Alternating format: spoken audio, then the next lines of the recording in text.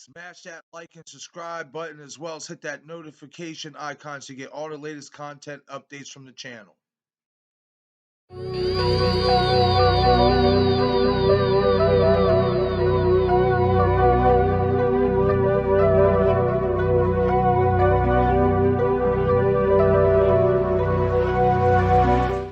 That's the story. All right. Let's lead with I that. saw this was all planned. Let us not He's say not we back. did. Let us lead with our big He's story gone. this morning. He is not back. You are right, Nick. Right. It happened in the middle of yesterday's Bucks-Jets game. Third quarter, Bucks struggling, down 24-10. This happened. Antonio Brown ripping off his gear, his jersey, his pads, his gloves, absolutely everything. He ran shirtless through the end zone. He did some jumping jacks. He gave the peace sign to the New York crowd before completely leaving the stadium. He did not return. Our Jake Glazer reporting this. Just talked to Bruce Arians, who said he was trying to get AB to go into the game, and AB refused, tried again, but he refused. And so Arians told him to get out. And when asked if he saw AB take his jersey off, Arians said, "Yeah, I did. Never seen anything like it in all my years." Arians, by the way, also quick to say afterwards, Antonio Brown no longer a Tampa Bay Buck, and he did not fly back with the team. Safe to say his days are done in Tampa. AB did post this afterwards. Big mad, making a difference. Thanks for the opportunity. What's going on YouTube? It's another 717 Sports Chat live topic video. This is your host Marcus Jades Witherspoon. Well, as we all witnessed yesterday during Tampa Bay and New York Jets game, as you just witnessed in the clip I just showcased as the video just started, Antonio Brown, man, Antonio Brown. What more can you really say, man? I mean, I guess if you follow football and you follow Tampa, if you're a fan of the Tampa Bay Buccaneers, I mean, I guess at some point you kind of expected this to happen. I mean, this is the third team now where Antonio Brown, and I don't even count New England because he wasn't even there long enough, and it wasn't on. It didn't have nothing to do with his actions on the field or in the locker room in New England, as it was with the Raiders, Steelers, and now the Buccaneers. But once again, Antonio Brown has let his ego, unfortunately, misguide him down the wrong path. And a lot of people sit there, and I've seen a lot of people already come to his defense, say, oh, they wasn't trying to pay him his money, they was freezing him out. Listen, guys, the point of the matter is this. The man was going to get his money. Just like last year when Brady force-fed him at the end of the season so he can get his incentives, he was going to get that same force-feeding within the next two games. He had a quarter and a half left to play. Let that sink in. This is why I don't believe it's about the money. He had a quarter and a half left to play in this game against the Jets on top of a whole nother game left to play. And someone's like, oh, well, that game don't mean nothing. Actually, it does. Because if Green Bay loses and they win, the Buccaneers, they're tied with Green Bay for, first in the conference, especially if the Rams end up losing. So this week's game now has ramifications. So Antonio Brown would have got his incentives. It just comes down to ego. That's just what it boils down to. He let his ego get the better of him. Listen, I've even tried to defend AB before. I mean, even after the fact of what he did to my team, the Raiders, I tried to defend him. Say maybe he's just misunderstood. Maybe even that shot by Vontaze Burfict really did some damage. No, what it just boils down to is something that Shannon Sharpe, the legendary tight end for the Denver Broncos, said a long time ago on Skip and Shannon Undisputed. When you give a jerk, a guy who's already a jerk, money, you give him more money than he already had, he's only going to become even more of a bigger jerk. And that's exactly what it boils down to with Antonio Brown. A lot of y'all may disagree with me, and you're entitled to your opinion. A lot of you may disagree with me and still choose to defend him. I can't do it anymore. I can't. He has given me, and I think everybody, a lot of reason to not defend him anymore. He thinks he's above the team. And that's not true. He's not above the team. There's no doubt that he's an incredible talent. And that's what's sad about this situation with Antonio Brown and his demons. Because even at 33 years old, you can still clearly see when he's on the field, he's still one of the best wide receivers in the game, period, bar none. But he has literally wasted his last 3 to 4 years of his prime with all these shenanigans between the Raiders and now the Buccaneers. It's just, it's sad to see. It really is sad to see such a really great, special, God-given talent just wasted away. And this is why I also say it's just not about the money, you guys. You know what I mean? It's just all about Antonio's way. It's either Antonio's way or no way. This is why it's not about the money. Like I said, the man knew he had a game and a quarter and a half left of football, plus a whole nother game to play to get that incentive. He knew he was going to get that incentive. He knew Brady was going to look out just like last year. He didn't want to wait for it. Why that is, I don't know. Maybe he owes some money. I don't know. Maybe he just wanted, I don't know. I can't give you that. You know, I'm not him. No, but it's just the fact that, you know, he's selfish and he's greedy. And if it's not going to go his way, then there's no way. And we already know this, especially when it comes to Tom Brady. He will vouch for you, he'll go to bat for you, etc. But if you think you're going to get in the way of that man getting another championship, you got your rabbit ass mind. So, you know, it's just sad, man. It really is. It's gotten to the point, I mean, we ain't surprised, but it's still sad. I think it's sad anyway.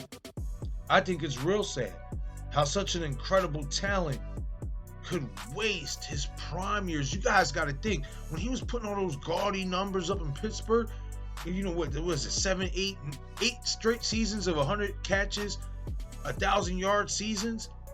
He was only 28, 29 years old at the end of that. So he hadn't even hit his prime yet. He hadn't even sniffed his prime.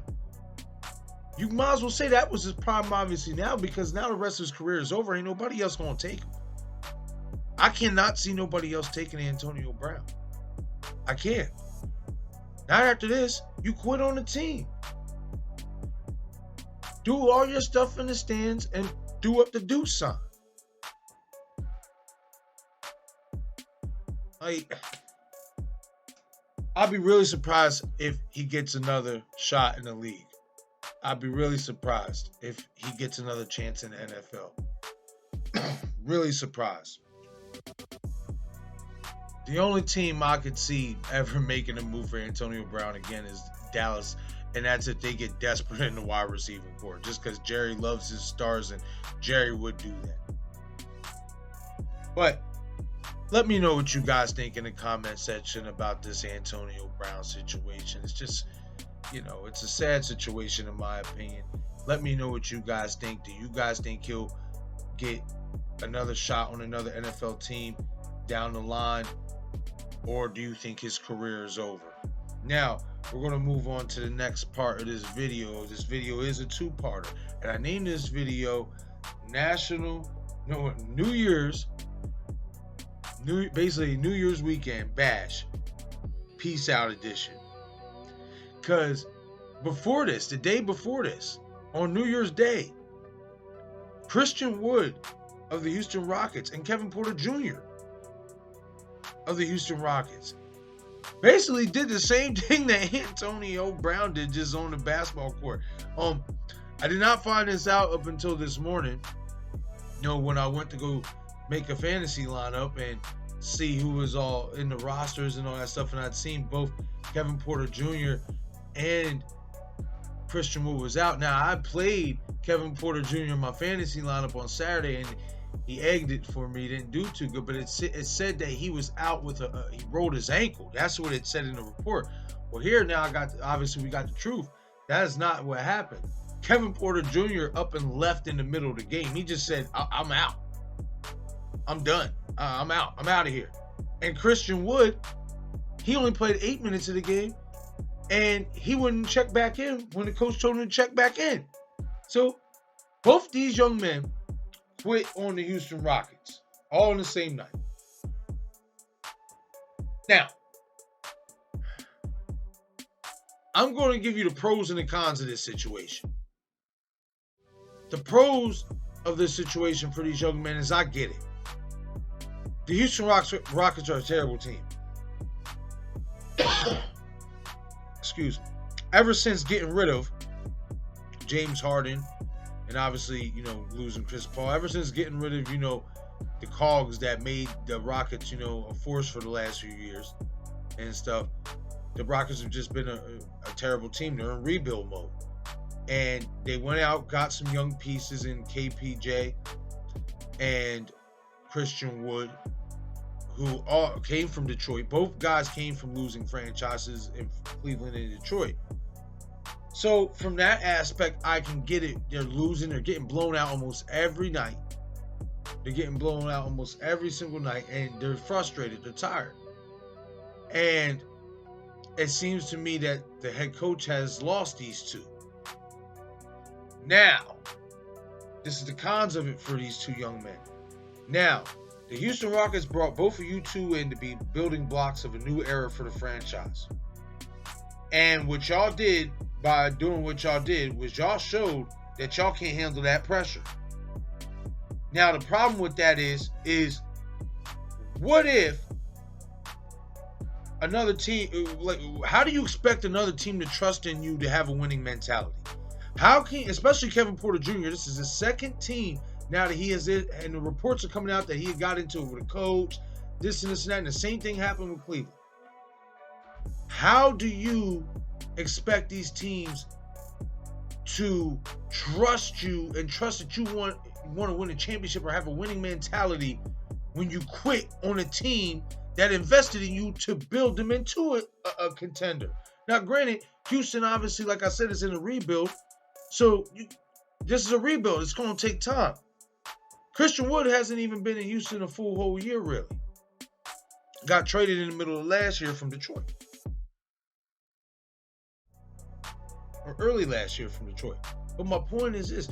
Both these guys haven't really been there a whole year. Haven't even been there a full 2 seasons. They're not even giving this organization a chance to truly rebuild and put pieces around them. And they're already quitting. So, how, if these young men want to play for a winning team or a winning franchise, how the hell you expect those winning franchises to take a shot on you if you quitting on a losing franchise? You got to go through the hardships to get to the good times. So if you crumble during the hard times, well, how the hell can I expect you to step up in the good times? How can I expect that? And that's the cons of the situation for these young men that they put themselves in. It was a dumb move. I get it, you're frustrated. I get it, you're tired of getting your fucking teeth kicked in. But you gotta keep fighting. Keep fighting back. Keep fighting back. You show the organization that you two are the building blocks that this organization needs to build around. You guys have the talent. And if you go out there and prove that, then that will force the organization to be like, all right, this is what we have. We know what we have. Now let's go put more pieces around this puzzle and let's keep building upon it. Especially Christian Wood, I'm very disappointed because I like Christian Wood. I think he's a really good player. Really good basketball player. Not saying Kevin Porter Jr. isn't. You know what I mean? I like Kevin Porter Jr. too. I just think he has a bad attitude. But that's just my opinion. I'm really shocked by Christian Wood, but, I get it. Like I said, I understand because both these young men have started their careers with terrible franchises. Both of them have. And now they're in another terrible situation, another terrible franchise, and they're tired of losing. They're frustrated. But like I said, you got to go out there and you got to make it work with whatever you got and just keep building on what you have. Because I'm sorry, if I'm any head coach in the league right now and I'm looking at that, at both of them, how do I take a shot on you? Not saying these guys ain't going to get a shot, obviously, on another team, or possibly the Rockets might want to keep them and smooth things over. But it doesn't look good. That's not a good look. It's not. You quit on the team. And then on top of that, it's not even talking about the coaches. What about your teammates? You quit on them. You sitting there saying basically you don't want to play with them. You don't believe in them to win. And you have that right to feel that way because maybe you feel like they're not giving their maximum effort every single night. But I find that funny because I just watched Houston play against my 76ers for 3 quarters. And now, granted, my 76ers ain't that great right now this year, But we still a winning team. Far better team than Houston. And the roster that Houston had on the court tonight gave us a hell of a run for 3 quarters.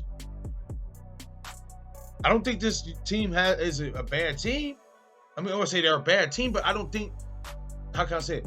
You gotta give this time. They gotta give time to build. And these guys just ain't giving this organization a chance to build. Now, maybe I could be wrong. Maybe there's things going inside the organization that we don't know about that's really turning these young men away. I don't know that. Maybe that's the issue. But I still think that, especially if not for the organization and for your team, at least for yourself, you shouldn't have put yourself in that position, because now I feel like, especially when you want a bigger contract, or if you want to get traded out of there to another team, well, it might not be so easy. Because like I just said, all these other teams now are going to look at it like, nah, y'all a bunch of quitters. Y'all quitters. When shit gets tight, y'all tuck your tail and, want to take your ball and go home. And we all know you can't have that in championship caliber, in any championship caliber sports. Any level, any high level, any championship level, you cannot have those type of errors. Those type of mental lapses. Cannot have it. You cannot have it. But once again, guys, this is my New Year's edition video. Peace out edition. Hit the comment section. Let me know what you guys think about these situations. Like I said, let me know if you think Antonio Brown's ever going to get another shot on an NFL team again. As well as hit the comment section and let me know what you guys think about the Christian Wood and KPJ situation. Do you think the Rockets are going to keep him around and give him another chance and try to smooth it over? Or do you think the Rockets will try to see what value they can get out of him and see if any teams would be interested in either one of them? I think it would be harder for KPJ at this standpoint, more so than Christian Wood. So, once again, hit the comment section. Appreciate the support. Once again, don't forget that like button and subscribe to the channel, as well as hit that notification icon so you get all the latest content updates. The 717 Sports Chat Live topic video. I'm Marcus J. Witherspoon. Everybody enjoy your night.